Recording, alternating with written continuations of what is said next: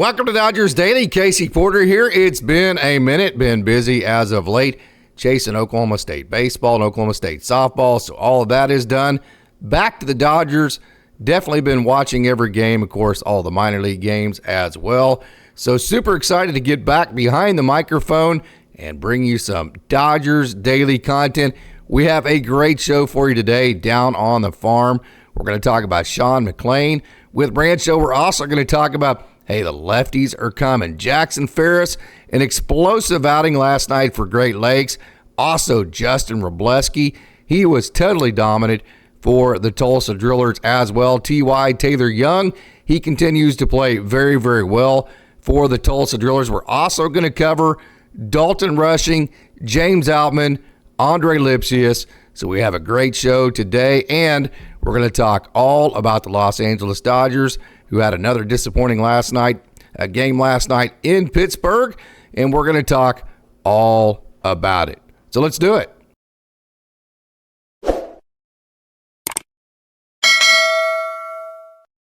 So the Dodgers lost last night 10-6 to the Pirates. They're 5-5 in their last 10 games. They now have a 7-game lead in the NL West, which is why I've said many different times, the Dodgers, if you look at the rest of the NL West, okay, the Padres are 5-5 in their last 10 games, and then the Giants and D-backs, I believe the D-backs are 4-6, the Giants are like 3-7. This is why I always say that it's better for the Dodgers if the Padres, D-backs, and Giants continue to push them. The Dodgers still have a 7-game lead in the NL West, and so because of that, they can continue, and this organization loves to do this, to play the big picture. Guys like Chris Taylor continue to get at-bats whenever he has mightily struggled. We know that. So you say, well, why would Chris Taylor get at-bats? Well, it's because you have a 7-game lead. It's because nobody in the NL West is pushing you. You can play the big picture. You owe Chris Taylor a lot of money for a couple of years to come. So you want to, one of two things. Either see if you can figure out what's going on with him, get him hot, and make him at least somewhat productive as a bench piece, or get him enough at bats to where you figure out what you're going to do with him down the line, whether or not it is just so unsalvageable that you just want to eat the entire contract. So because, again, the Dodgers are not being pushed by anybody in the NL West, they are going to continue to be able to make lineups and basically view their games and their patches and series of games through a big picture lens. So that's why I always say I think it's better for the Dodgers if they continue to have their heels nipped, if you will, by the rest of the NL West. But as of right now, that is not happening. So hey, let's add some perspective for this. Okay, obviously it's frustrating whenever you don't win. It's frustrating when the team doesn't look as good as you would like for them to look. But overall, okay, when you look at, and here's why I know a lot of people are saying, well, it's only June, it's only May. Why are you already looking into the playoffs? Well, because just look at the Gavin Lux situation where the Dodgers said, hey, we need 150 at-bats to evaluate what's going on with him. Look at the Chris Taylor situation. In baseball, you need long windows of time to get a big enough sample size to actually figure out what's working and what is not. If you take small sample sizes and you use those small sample sizes to make all your decisions on, you're just going to be wildly inconsistent because baseball, you have to compile the data over long periods of time. Otherwise, it's just really not even worth the paper it's written on. So why you have to think already, hey, what do we need to do for this team as far as a postseason setting goes? Why do you need to do that? Because you're getting to the point in the season to where you need to have enough time to play out the different scenarios to see if you need to go to a different, maybe go down a different route and then have enough time to go down that different route and still get enough evidence to see if that different route worked as well. So it's not like you say, okay, well, we need to make changes. Well, we're going to make a change, and we're guaranteed that change is automatically going to work, and it's automatically going to be exactly what we need. So you need time to evaluate the changes you made. And so from that aspect, you always got to be looking into the future. You always have to be thinking, especially if you're the Dodgers, and you know you're going to win the NL West. I've said it many different times, probably by double digits. Okay, said that absolutely many different times on this show. So you got to give yourself time to play all those systems together and give it time to evaluate enough data to see if you're actually making the right decisions, of which the Dodgers almost always do. So let's have some perspective on exactly what's going on with the Dodgers. Let's start with the pitching. Of course, James Paxton was not good last night, and we know that the start before the Dodgers capped him at 3 innings. He was throwing very well, but point blank, his performance before that and his performance after that have not been good at all, in either in results and or in length. So that's definitely concerning. But when you look at his ERA and what he's done overall for the Dodgers, and you think, of course, as fans, we think of it as, hey, is he one of the best pitchers in the game? Because we want everybody on our team at every position to be like the best player there is, right? So, but what you actually have to do is compare a guy like James Paxton to any other of the fifth starters in the game of baseball.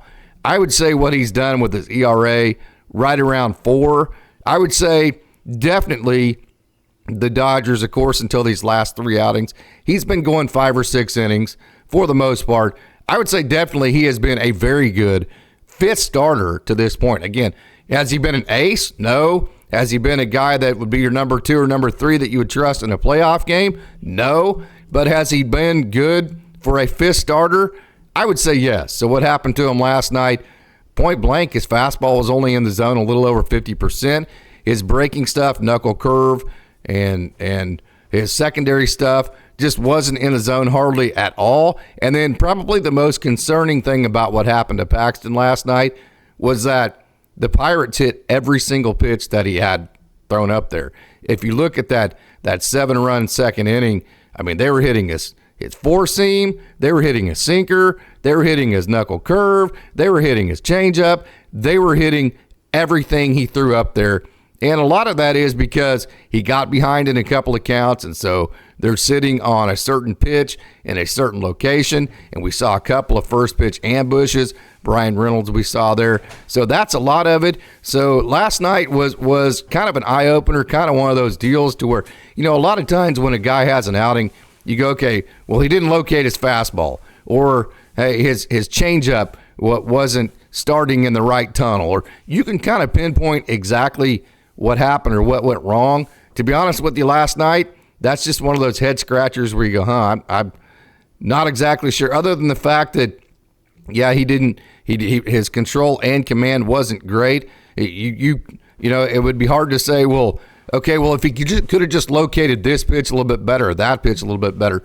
It's hard to say that because the Pirates hit every pitch, his fastball, sinker, his changeup, and his knuckle curve. The Pirates hit all of them. So that's probably, to me, the most concerning part of it. That and the fact that he's just not giving the Dodgers length at this point. The Dodgers definitely need length. Again, you're going to need, 3 starters in the playoffs probably, maybe 4. Paxton, I wouldn't think, would be one of them. So let's have some perspective on the pitching. The Dodgers are 4th in all of Major League Baseball in ERA and also 4th in WHIP, walks and hits per inning. So they have done a good job with their ERA. That's not just in the National League. That's in all of baseball. They have done a good job with their walks and hits per innings, and they still have some bullets to add. Kyle Hurt, Clayton Kershaw, although maybe Dustin May later in the season. And the Dodgers, you say, well, how about recently?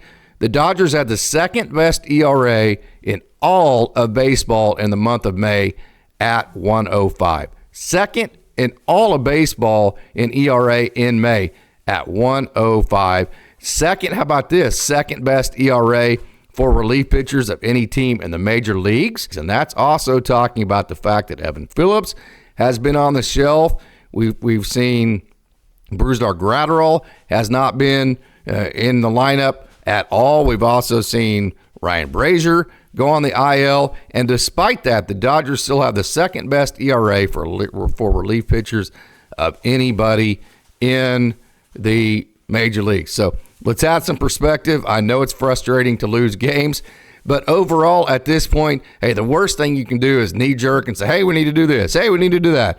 Especially when the numbers, let's get into the offense now. The offense has been very, very good. The Dodgers are 13th in the major leagues in strikeouts. So one of the complaints, especially for me, hey, the Dodgers are too boom or bust. Hey, the Dodgers strike out too much. Well, to be honest with you, they're right there in the middle of the pack in terms of strikeouts, which actually is very good when you consider the fact that the Dodgers are second in all of Major League Baseball. And now this is not just the National League. This is all of Major League Baseball.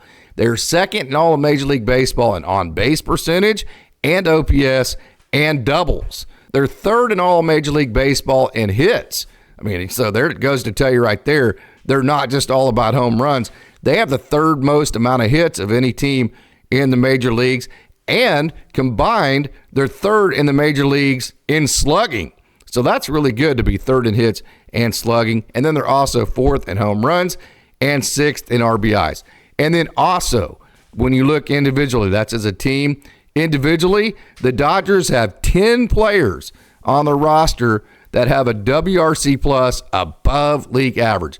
WRC plus is a fantastic advanced metric. It takes into equation, all of the norm reference type criteria, like how do you compare against your peers, and it puts all of the elements and ballparks and everything into the equation.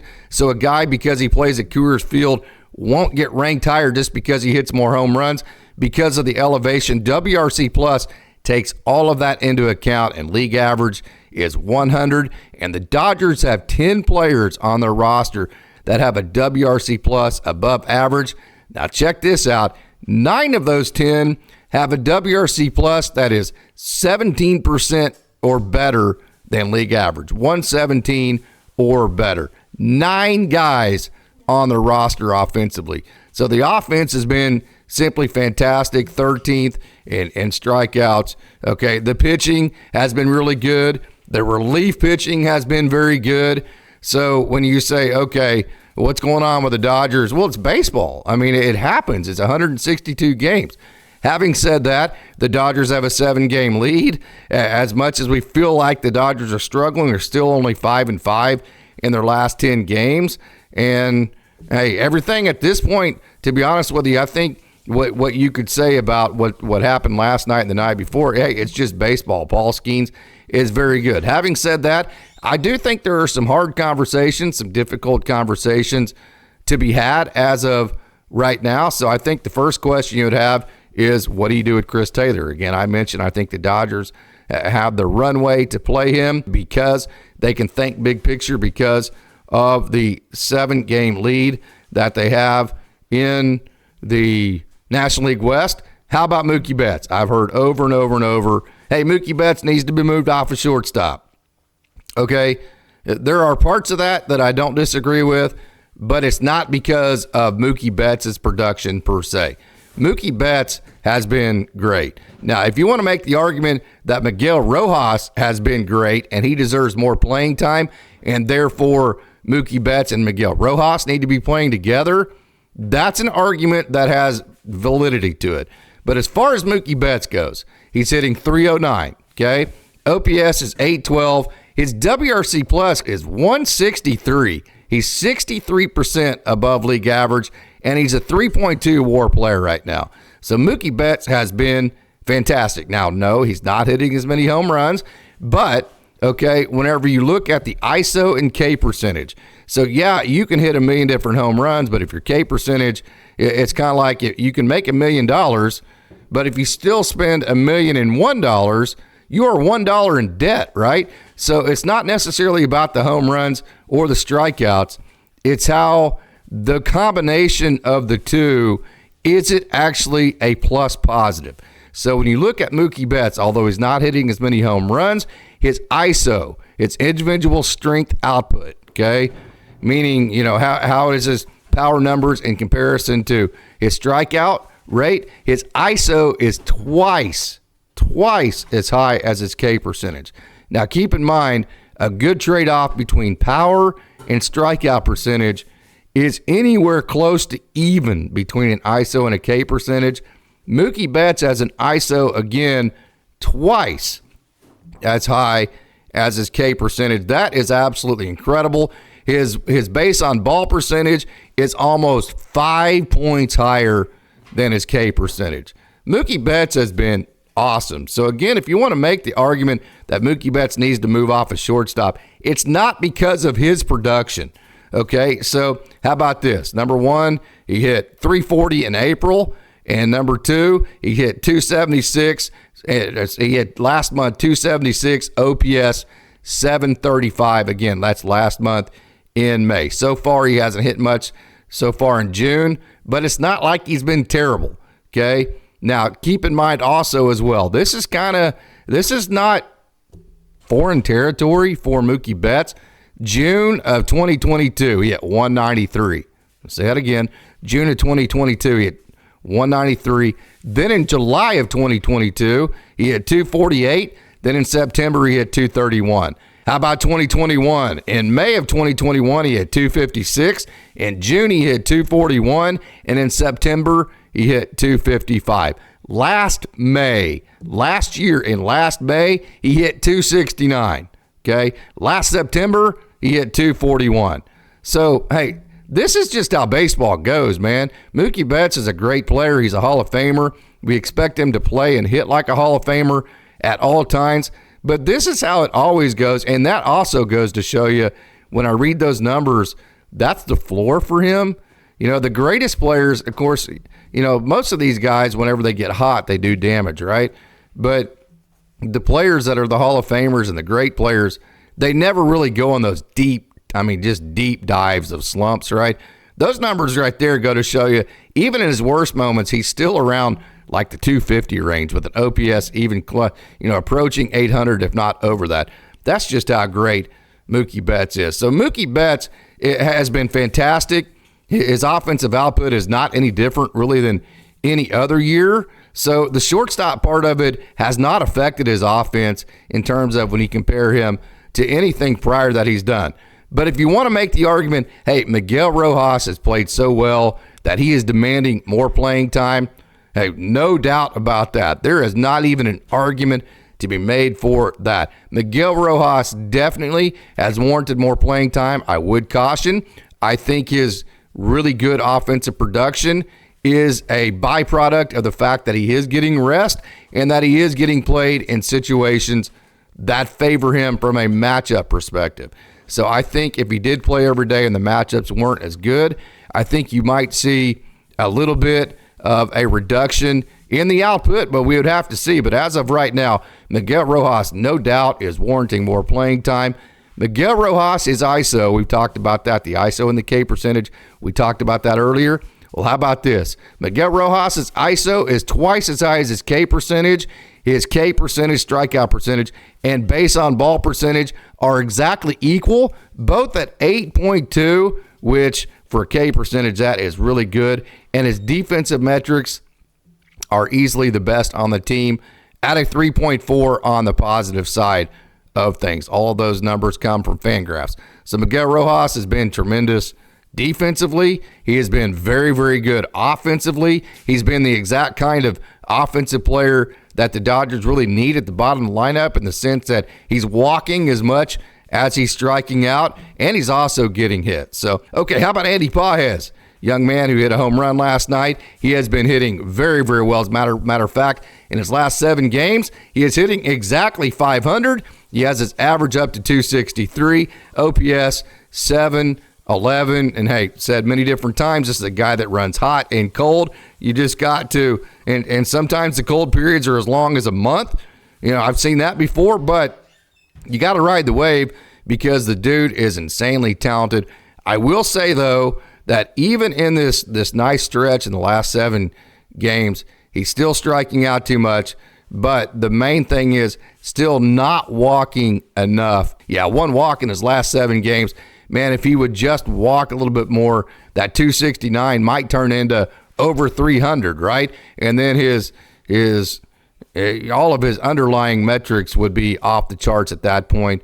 That on base plus slugging, instead of being 711, would probably be approaching 900 if you walked a little bit more. So, hey, we're nitpicking because he is a rookie and he is doing fantastic, and he is hitting the ball very well in the last 7 games. Obviously got off to a great start.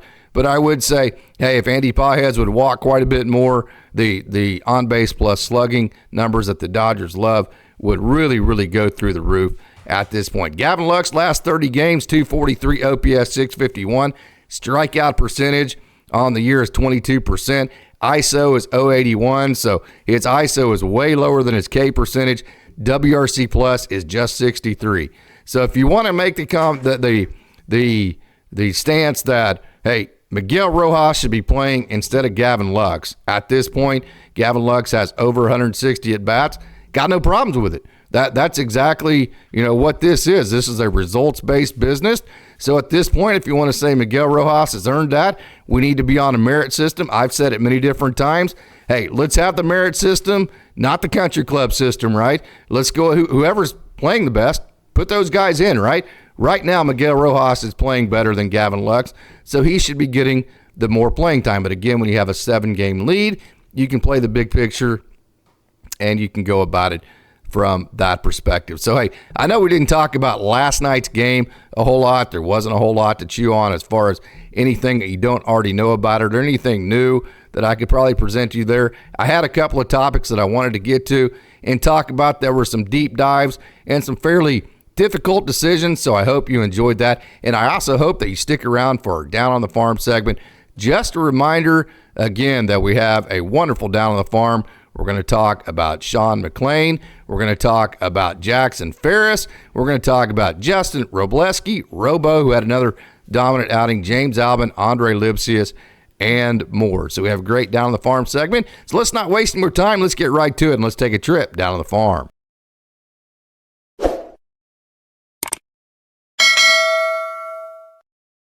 Going to start our Down on the Farm segment, as we do each and every episode, with the single A Rancho Cucamonga Quakes. And we are looking right here at Cam Day, right-hander out of the University of Utah. I really like him because I like how he hides the ball very well. If you watch his delivery as he comes behind his back, the hitter just never really sees the ball until it's about halfway to the plate. And then what I really, really, really like about what he does, that natural cut right there, that ball cuts very well for him. He features both a four-seam where he can straighten it out a little bit. There's a changeup there. That's Jesus Calise that took one off of the tools of ignorance, by the way, and that nice little tight slider slash cutter. He does have a slider and a cutter. He has a sinker and a four-seam as well as a changeup that you have seen. So, hey, I do really, really like Cam Day. I love his arsenal. He has a starter's arsenal with 5 pitches. We've also seen him in relief, so I do think he can provide a lot of versatility. The results have been up and down, as they always are in the California League. It's a tough pitch or a tough league to pitch in. It's a very hitter-friendly league because, the rosters are in such influx at all times, not just your own where you're getting new players from the complex, but other teams' rosters are just up and down. So a lot of times, it's hard to get a really good scouting report as far as who's on the other team and be really deep dived into it and in depth because a lot of times the other team's rosters change quite a bit. So, yes, the California League is, it is very challenging, but Cam Day is, he's a guy that he intrigues me, I'll say that. His stuff, his arsenal, he's been up as high as 99 miles an hour. He hides the ball, has good movement, so keep an eye out for Cam Day as he moves through the system. Want to give a shout out to Peyton Martin, who just got called up to High A Great Lakes, and I do believe that I heard Brad and John talk yesterday that Josue De Paula is going up to High A Great Lakes as well. Peyton Martin is a rock star of a young pitcher. That nice slider there has been as high as 98 miles an hour. Got injured last year, so didn't get to finish last year. Has come back this year, and results are what they are. They've been okay, but I can tell you this right now, this guy, Peyton Martin, he is a rock star as far as mentality. His pitch mix stuff, he actually added a changeup, kind of a split change type pitch to that nice slider. He's always had the good curveball and the fastball that, again, has approached 100 miles an hour in the past. So want to give a shout out to Peyton Martin, who is getting moved up to to High A Great Lakes. Congratulations, young man, the former 17th round draft pick out of Clemens, North Carolina. And every time I say that, I've got to give congrats to Jonah Rosenthal, the amateur scout that found him. What a find he was. Going to move up to the High A Great Lakes level. That's not him there. There he is right there. Jackson Ferris. Talk about an explosive outing for him last night. He set a career-high 10 strikeouts last night. Also, it's the 5th time this year. Not just the explosiveness and the strikeouts. We know he has the big curveball, a lot of swing and miss stuff. It's not just the career-high strikeouts. It's also the fact that he went 5 innings. This is his 5th outing this year that he's gone at least 5 innings. This is the 4th time since his 2nd start in May that he's gone at least 5 innings. So we've always known about the swing and miss, the big breaking ball, the big stuff, and his ceiling and how good he possibly could be. Well, how about the consistency and the length that he is providing his Great Lakes Loons team right now? So Jackson Ferris, all on the up, and he is absolutely living up to the hype and the potential that we hope for him whenever he entered the Dodgers organization in the trade that sent Michael Busch over to the Cubs. He immediately became the highest-ranked left-hander in the system. He became a top 20 prospect in the Dodgers prospect system as well. So he immediately came to the Dodgers with some hype, and he has lived up to it. Last night, 5 innings pitched, 4 hits, 1 run, 10 strikeouts, 2 walks. Good job, Jackson Ferris. That was a great performance last night, young man. Been talking about this young man quite a bit as of late, and for good reason. There is a base hit for Tyrone Lorenzo, left-handed. And hey, as I rewind this, just watch what I really like about him. Look how easy that is. I mean, those exit velos are massive. The other day I talked about 104. He had 110 mile an hour exit velo, and it just doesn't even look like he's trying on his swing. It's what I call easy power. And then how about this? How about the hit left-handed and the home run right-handed? Again, a slow start for Tyrone Lorenzo in the cold weather of the Midwest League. That happens quite a bit. It is a very difficult league to hit in early in the season because it is very cold, but he has absolutely heated up. And this is, hey, there's been several times this year where he's had a hit right-handed and a hit left-handed. There's been times where he's had a home run on both sides. So this is a true legitimate switch hitter guy. It's not a guy that, hey, he's way better from the left side and just, hey, he's hitting right-handed just because. That's not the situation. You saw here the home run right-handed and the hit left-handed. So, hey, wanted to talk about the impressive, again, exit velos for Tyrone Lorenzo, how he hits from both sides of the plate, and how much, just the ton of potential that this young man's hit tool has, Tyrone Lorenzo. This is a guy that we probably haven't talked about enough about here on Dodgers Daily. This is Livan Reynoso. Hit 98 last night. How about that? Another power arm. We talk about it as, look at that, that four seam up, riding the top of the zone there. That is really, really nice carry. Livan Reynoso, again, hit 98 last year. It was in the upper 90s consistently. So it's not like, hey, he just hit 98 on a max out pitch. He was 97 very consistently, as far as I could tell, as far as what the play-by-play guys, Brad and John, were saying last night for the Loons. And he had 2 innings scoreless for his outing last night. He's gone scoreless in 4 outings in a row in 7 of his last 8. And Livan Reynoso has allowed just 1 run in his last 1.02 innings pitched. So, hey, explosive, high velo, 98 stuff. You saw the big slider there. Livan Reynoso has done very well and has been very good for the Great Lakes Loons. Moving up to the AA level, this is T.Y. Taylor Young, and that is the first pitch of the game. He does that all the time, where he takes literally the first, not the first at bat, the first pitch of the game and gets a hit with it. He hit a couple of home runs last year on the first pitch of the game. Then he gets on base after the first pitch of the game, looks at his dugout, you can see the energy plays with right there, and says, come on, boys, let's go. Now, you talk about a tone setter. That absolutely is exactly what he is, so it's no surprise that the Tulsa Drillers, after T.Y. got a hit on the first pitch of the game, got his team fired up. No surprise that they had a great night and scored 12 runs with the way that he set the tone, as he always does. By the way, on Tuesday night, he had a 15-game on-base streak snapped, and last night he started a new one. He had 3 hits total, and he now has hits in 12 of his last 14 games. A total dog, T.Y. Taylor Young. How about Dalton Rushing had a couple of knocks last night? Hey, I'll be honest with you, and you know that we cover everybody equally here. And, you know, sometimes it's like, well, we all know Dalton Rushing's great, right? So we tend to cover guys that you need to know a little bit more about that you might not know because you already know about Dalton Rushing. You already know how great he is. So to be honest with you, probably I don't cover him, Austin and I, or just Dodgers Daily in general, probably doesn't cover Dalton Rushing as much as we should and give him the amount of credit that he actually deserves. So 2 hits last night for Dalton Rushing, second multi-hit game in his last 4, fifth multi-hit game in his last 9. Now check this out. WRC plus on the year for Dalton Rushing, 144. His home run for fly ball rate is 18.1%. Now keep in mind the typical average for the major leagues is around 14%. So he's 4% above league average on home runs for fly balls. And it's ISO. We talk about that ISO and K rate. With all of this great hitting and all the power that he has, his ISO is 5 points higher than his K percentage, and his K percentage is only 18.4%. So you're talking about a left-handed type hitter, like an Andy Pages type left-handed hitter with an 18.4% K rate and an ISO that is well above that strikeout rate. And by the way, he makes all that look easy.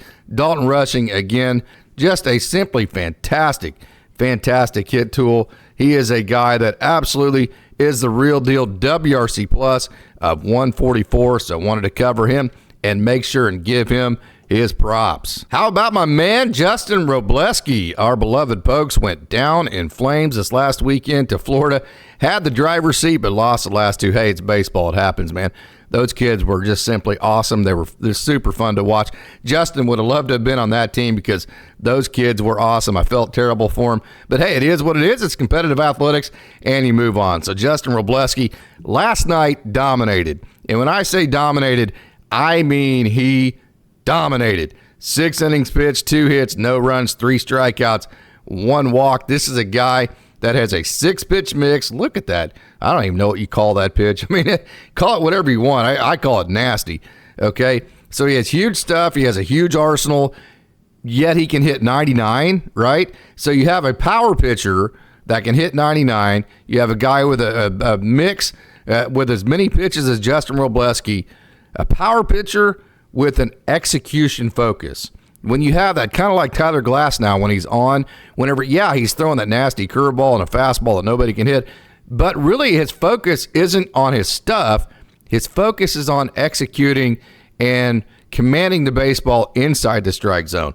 So when you have an execution focus with a power type arsenal, those are the guys that dominate usually consistently. And last night, definitely Justin Robleski with 6 innings, 2 hits, no runs, 3 Ks, just 1 walk. Totally dominated. So, hey, that a boy, Wrobo. Austin Beck, holy wow. Have a night, young man. Wow, look at that home run. I always talk about, let me back that up and let you watch this again. This is kind of like Tyrone Lorenzo. Look how easy this power is for him. Boom. Simple swing. I mean, just not a whole lot that can go. That's Hodgetown, by the way, and Amarillo. I've been there. That is a beautiful park. They're in downtown Amarillo, right next to the library. Matter of fact, when I parked in the library parking lot, so that was a lot of fun. If you had Austin Beck on your fantasy team last night, you won. Check this out. 2 home runs for Austin Beck, the young man who came over to the Dodgers from the A system, a former 6th-round draft pick who has been dealing with injury after injury after injury. He's finally healthy, and he's happy. So how about 2 home runs, a double, a single, 7 RBIs, 11 total bases. And check this out. Last night, Austin Beck raised his batting average 22 points in 1 game. I don't think in the month of June, with a guy who's been playing all year like Austin Beck has, I don't think I've ever seen a player raise his batting average 22 points in 1 game. Hey, we talked about that home run for fly ball rate. That's 18% for Dalton Rushing, which is 4% over league average, which is 14%. How about this for Austin Beck? Austin Beck has a home run for fly ball rate of 25%. Now, his strikeout rate is way too high. It's like 36%.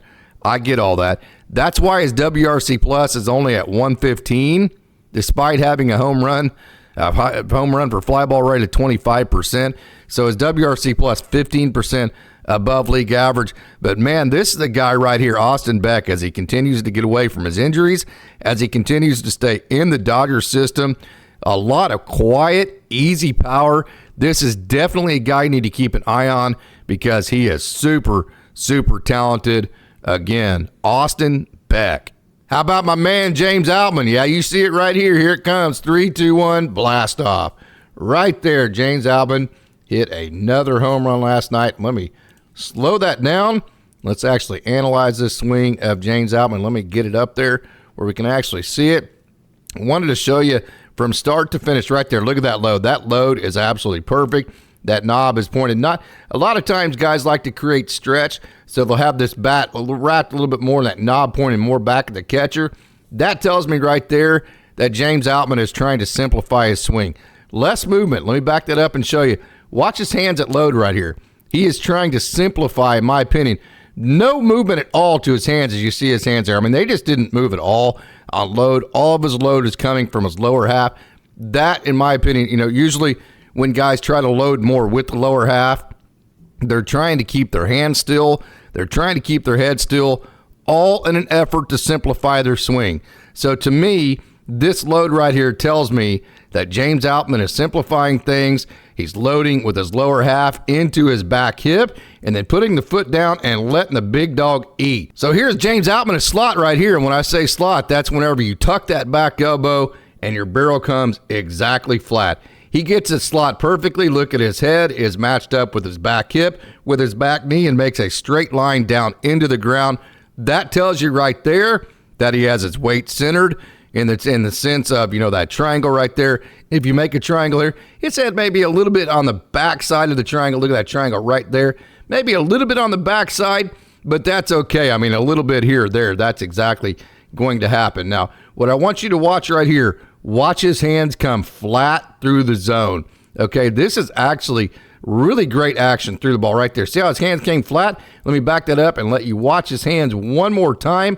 Actually come right flat through the ball and then turn the barrel right through the baseball as he hits through the ball. Watch his hands come flat right there through the baseball and then up at the front.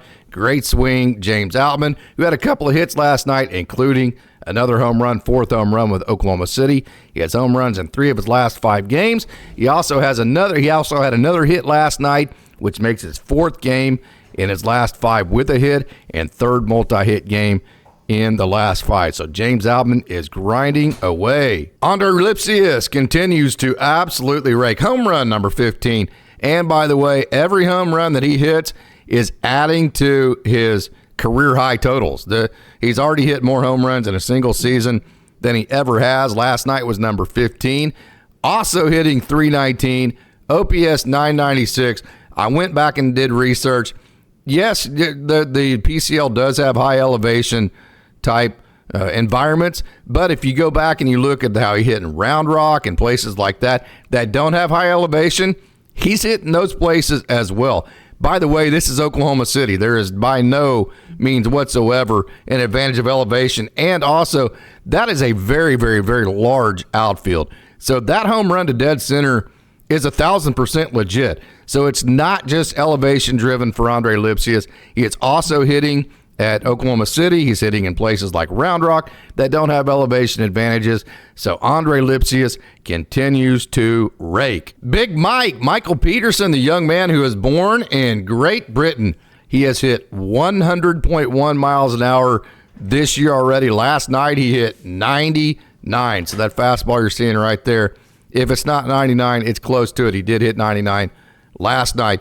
Hey, quietly, Michael Peterson has been maybe the best reliever in all the minor leagues. I have not researched all the other guys in the minor leagues, so don't take me verbatim for that. But if there is a better reliever out there at the minor league level, boy, it would be by a slim margin, because check this out. Michael Peterson, ERA 177, whip 079. He has his strikeout per 9. He's averaging 12.57 strikeouts per 9 innings. His K percentage is 36%. So, hey, he has been very impressive. He's been very dominant. Michael Peterson kind of under the radar. We've covered him several times here at Dodgers Daily, but remember that name, Michael Peterson, because he has been very, very good.